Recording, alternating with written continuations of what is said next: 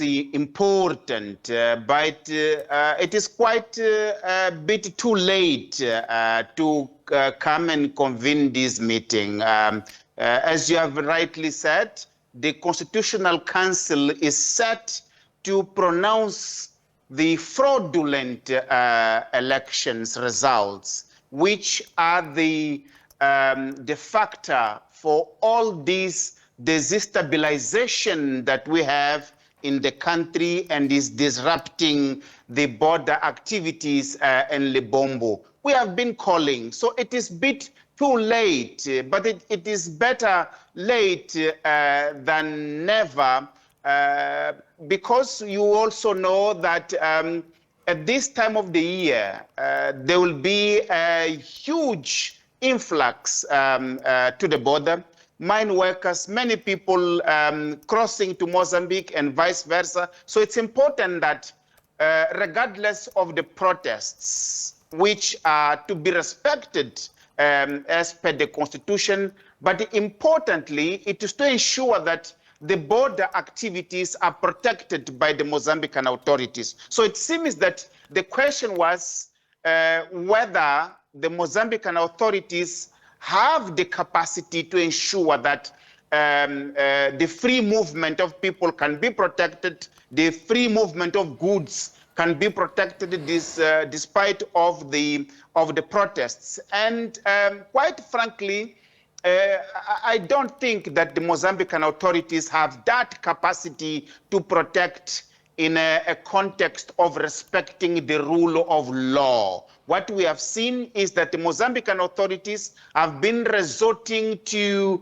repression of protesters, have been using excessive force, killing innocent people in this attempt to protect the border activity. And this is highly condemned. Mozambique has to adhere to international human rights principles and respect the Constitution, but more importantly, engage with the regional entities, South Africa in particular, to make sure that the will of the people that was expressed at the polls, it is respected. Because if that is not done, these protests and the disruption of the border activity, I'm afraid it will continue.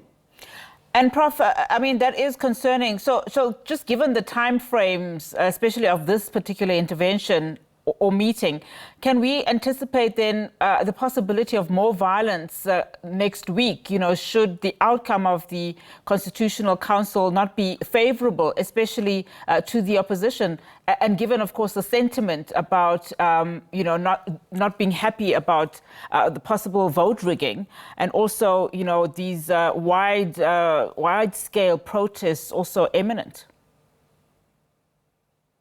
I'm afraid that is what is going to happen. And unfortunately, the people of Mozambique have to brace for more disruption, more protests.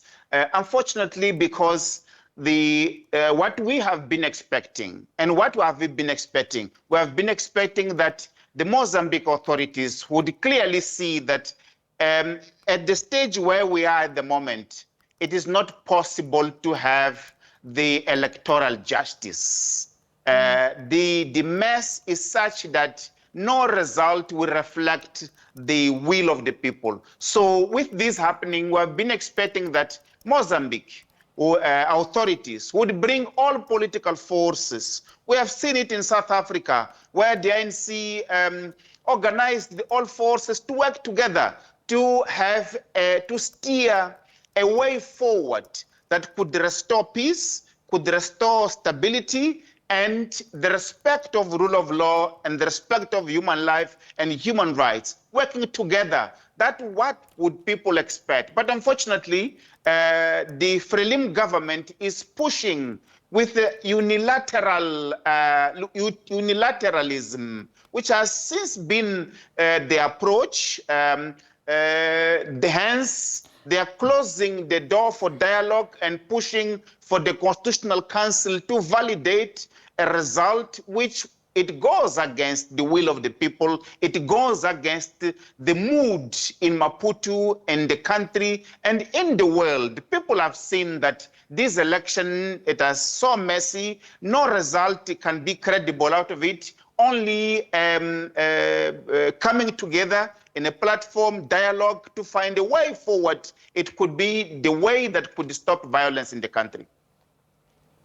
All right, we of course are hearing reports, Prof, and perhaps maybe just place these reports for us that suggest that U.S. intelligence authorities are also watching developments in Mozambique very closely. Perhaps as you speak about interventions that are necessary from an international perspective, who should then be front and center of these dialogues, particularly if you consider that the Frelimo government is really not moving here?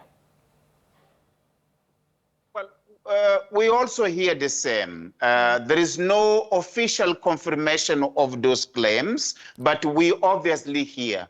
Our initial call, and it still remains that, is that SADC should have taken the lead in this. The SADC convened the summit in Harare.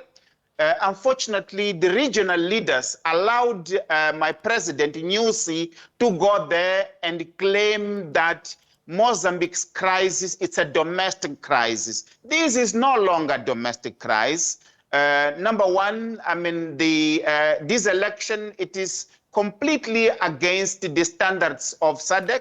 Number two, the businesses that are being disrupted and the borders and the ports, they're affecting regional protocols for free movement of people and goods. So this is no longer a domestic issue, it's regional. Yeah. Having said that, SADC should have said, we hear you, President Nyusi, but we are coming.